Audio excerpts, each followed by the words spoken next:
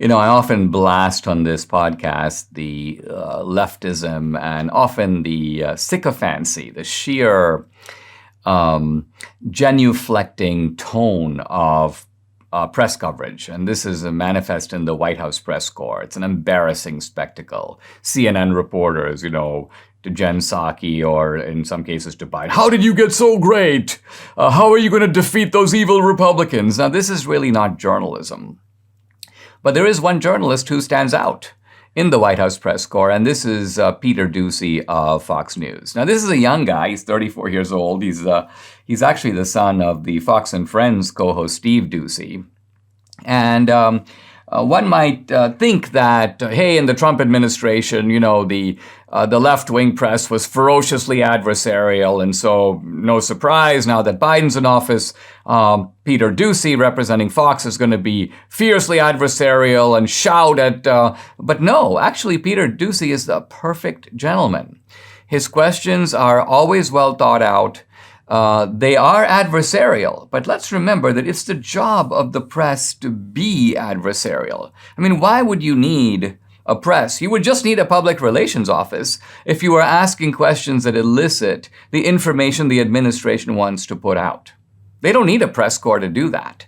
The function of journalism is to put intellectual and political pressure on the government to make it clarify and say things that perhaps it doesn't want to say, or meet arguments it would rather not deal with. And this is really what Doocy does, and he does it in a very civil way. So let's look at the classic Doocy question. Here we go.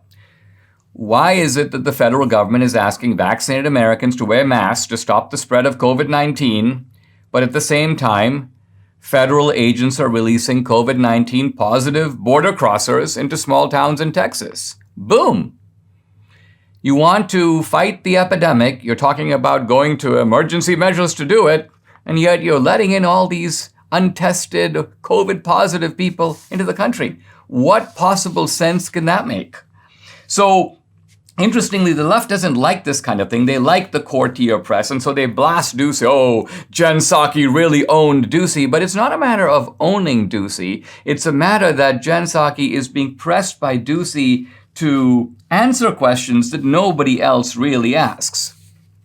When Gwen Berry, for example, the athlete, said, oh, I wish I can win a medal because I'm going to, defile the American flag on the podium, and just doing this in the name of the woke left. So here's Pete Doocy now asking Jen Psaki.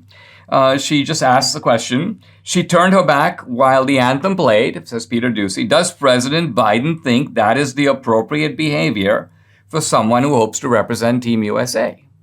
Now, Jen Psaki's response actually is not bad. She kind of does a little bit of a Jen Psaki pirouette. She goes, well, I haven't spoken to the president specifically about this. This is kind of her standard response when Biden is brought up. Then she goes, well, I know he's incredibly proud to be an American.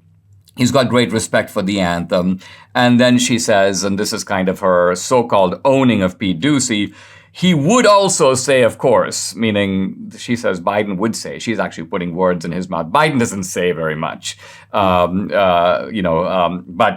lots of people are playing ventriloquist with Biden. He would say, of course, that part of that pride in our country means recognizing there are moments when we as a country haven't lived up to our highest ideals. No one would disagree with this.